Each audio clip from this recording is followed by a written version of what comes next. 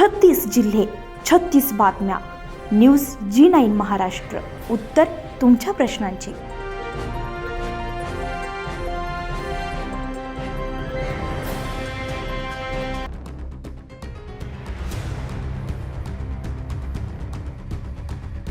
भोकरदन शहरातील अनुसूचित जातींच्या आरक्षणामध्ये उपवर्गीकरण करण्याच्या निर्णयाविरोधात भोकरदन शहरामध्ये बुधवारी बौद्ध समाजाच्या वतीने भव्य जनआक्रोश मोर्चाचे आयोजन करण्यात आले. आरक्षणावर कुठलाही आघात सहन केला जाणार नाही असा इशारा देत हजारो नागरिकांनी मोर्चामध्ये उत्स्फूर्त सहभाग नोंदवला. दुपारी 12:30 वाजेच्या सुमारास रमाईनगर येथील डॉक्टर बाबासाहेब आंबेडकर यांच्या पुतळ्यास अभिवादन करून मोर्चाला प्रारंभ झालाय. जय भीम, डॉक्टर बाबासाहेब आंबेडकर अमर रहो अशा घोषणांनी संपूर्ण परिसर दणाणून गेलाय.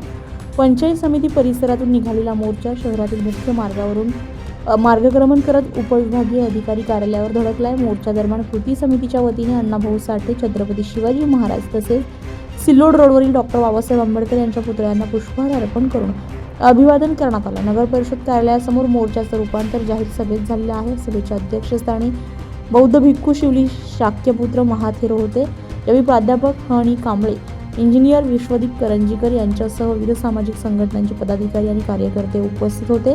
कार्यक्रमाच्या प्रारंभी भिक्खू शिवली शाक्यपुत्र महाथेरो यांनी उपस्थितांना त्रिशरण आणि पंचशील दिलाय. वक्त्यांनी आपल्या भाषणातून अनुसूचित जातींच्या आरक्षणातील उपवर्गीकरणाचा निर्णय मागे घेण्याची मागणी केली आहे. हा निर्णय सामाजिक न्यायाच्या तत्वांना बाधा पोहोचवणारा असल्याचा आरोप करत सरकारने तात्काळ पुनर्विचार करावा अशी मागणी करण्यात आली आहे.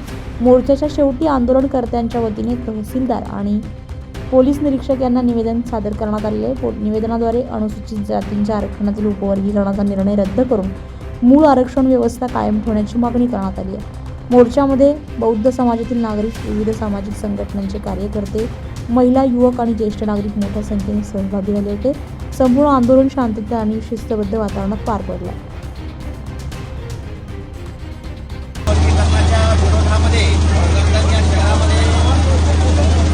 आयोजन केलेलं आहे आणि हा जो मोर्चा आहे तर हा आरक्षण उपवर्गीकरणाच्या विरोधामध्ये नाही तर हा कोणत्याही जातीच्या विरोधामध्ये नाही आहे. आणि जळगाव सकाळ येथील योगेश वाघमारे हे आमचे मित्र, मातंग समाजाचे बांधव आमचे मित्र असताना सुद्धा या मोर्चामध्ये सामील झाले. तर माझी विनंती आहे की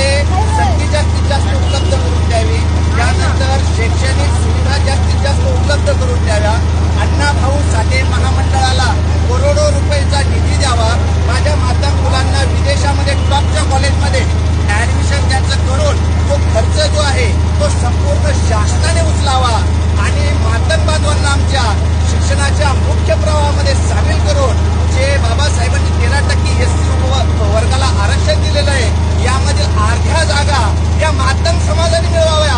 असा समाज मातंग समाज शासनाने बनवावा, ना की मतं मिळवण्यासाठी कुणीही यामध्ये हे निर्माण करू नये, एवढी माझी सर्वांना विनंती आहे. एवढंच या ठिकाणी या मोर्चाच्या निमित्ताने बोलतो आणि थांबतो.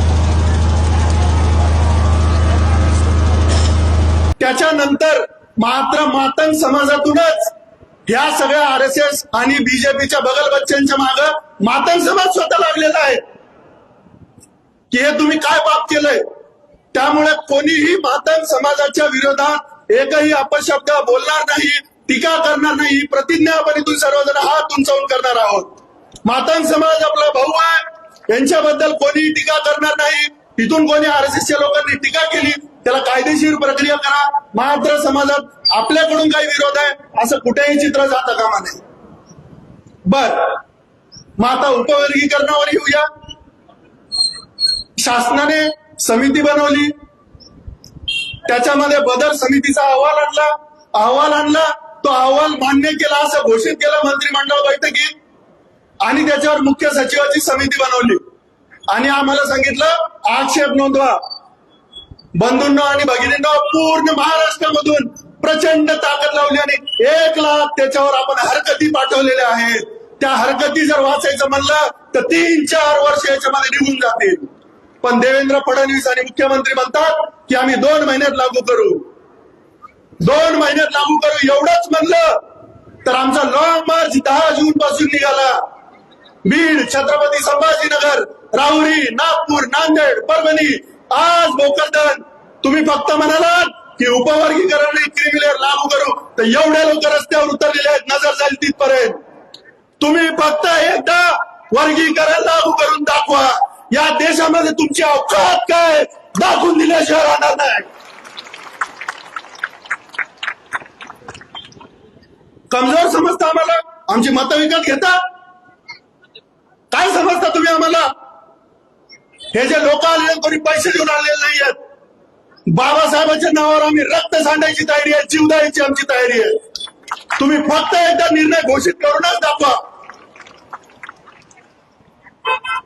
हे भांडण नाहीये. 2 मिनिटांमध्ये मी सांगतो. लॉंग मार्च आम्ही 10 जूनला काढला.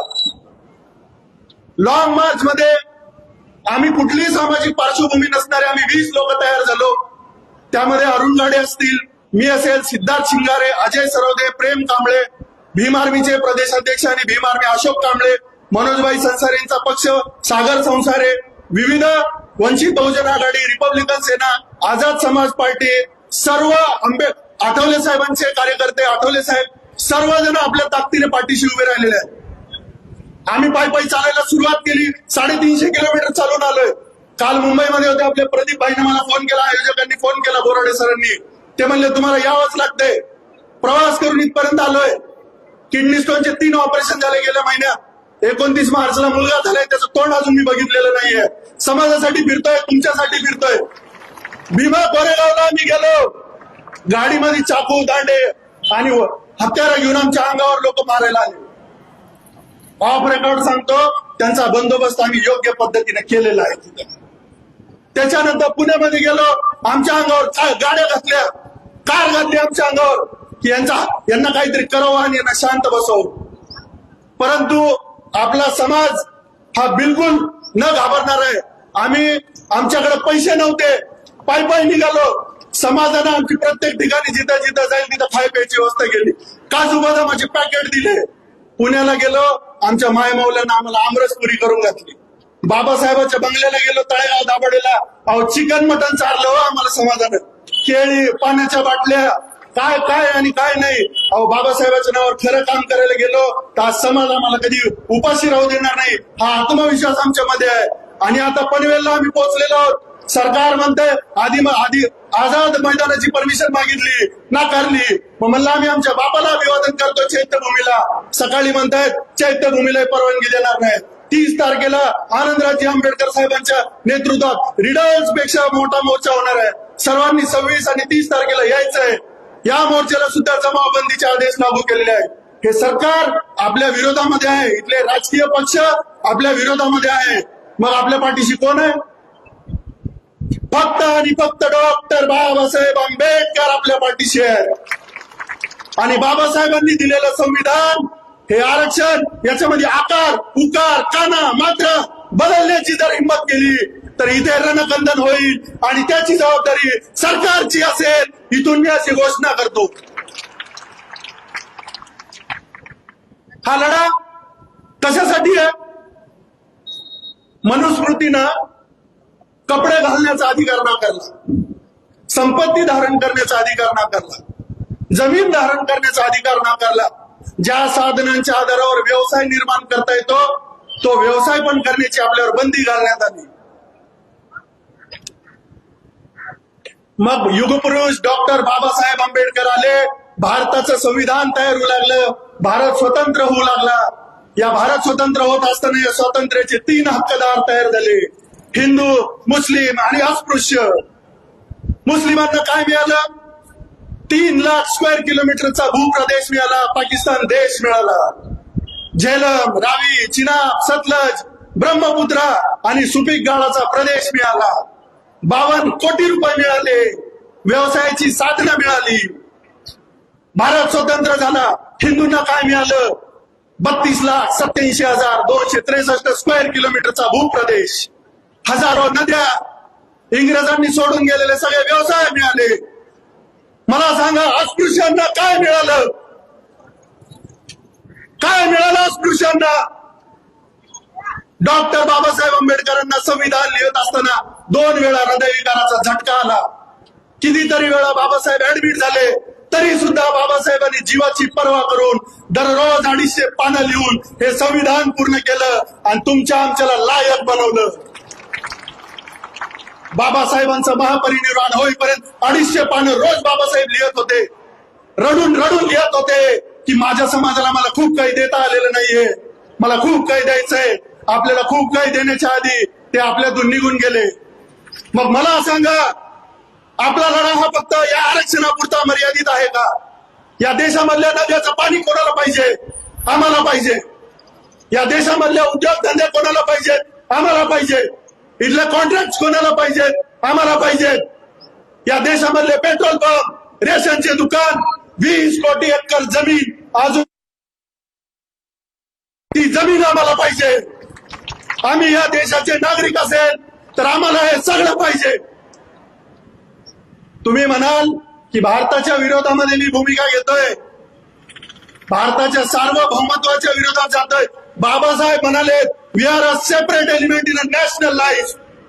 या देशामध्ये आमचा तितकाच अधिकार आहे आणि जर इथलं सरकार, इथले लोक आमच्यासाठी काही करणार नसतील आणि उद्या जर आम्ही वेगळी भूमिका घेतली तर दोष आमचा नाही, इथल्या मातीचा असेल, इथल्या लोकांचा असेल आणि आम्ही स्वतंत्र भूमिका घ्यायची ठरवली तर तुमचं काय होईल याचा विचार सरकारने केला पाहिजे.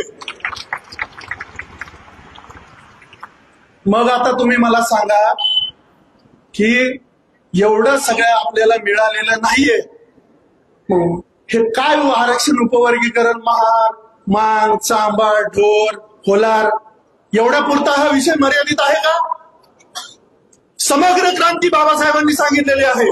बाबासाहेब सर्वात पहिले अर्थतज्ञ होते आणि इथला प्रत्येक शेवटचा व्यक्ती त्यांना श्रीमंत झालेला पाहायचा होता आणि आपली लढाई आर्थिक लढाई आहे. म्हणून 26 जून रोजी आम्ही लॉंग मार्च मुंबईमध्ये घेऊन जात आहोत.